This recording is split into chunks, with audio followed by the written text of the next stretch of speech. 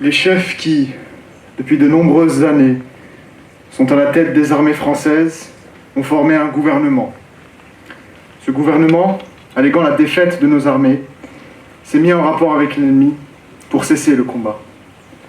Certes, nous sommes submergés par la force mécanique, terrestre et aérienne de l'ennemi. Infiniment plus que le nombre, ce sont les chars, les avions, la tactique des Allemands qui nous font reculer.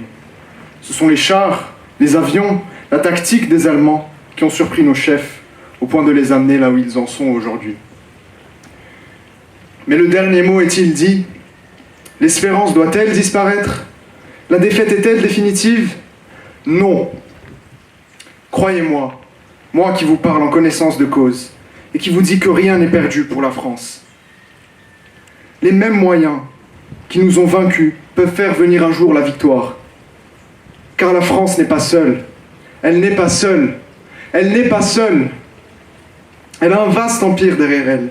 Elle peut faire bloc avec l'Empire britannique, qui tient la mer et continue la lutte. Elle peut, comme l'Angleterre, utiliser sans limite l'immense industrie des États-Unis. Cette guerre n'est pas limitée au territoire de notre malheureux pays. Cette guerre n'est pas tranchée par la bataille de France.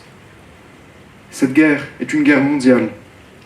Toutes les fautes, tous les retards, toutes les souffrances n'empêchent pas qu'il y a dans l'univers tous les moyens pour écraser un jour nos ennemis.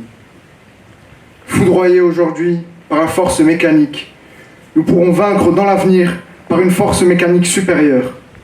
Le destin du monde est là. Moi, général de Gaulle, actuellement à Londres, j'invite les officiers et les soldats français qui se trouvent en territoire britannique ou qui viendraient à s'y trouver avec leurs armes ou sans leurs armes. J'invite les ingénieurs et les ouvriers spécialisés des industries d'armement qui se trouvent en territoire britannique ou qui viendraient à s'y trouver à se mettre en rapport avec moi. La flamme de la résistance française ne doit pas s'éteindre et ne s'éteindra pas. Demain comme aujourd'hui, je parlerai à la radio de Londres.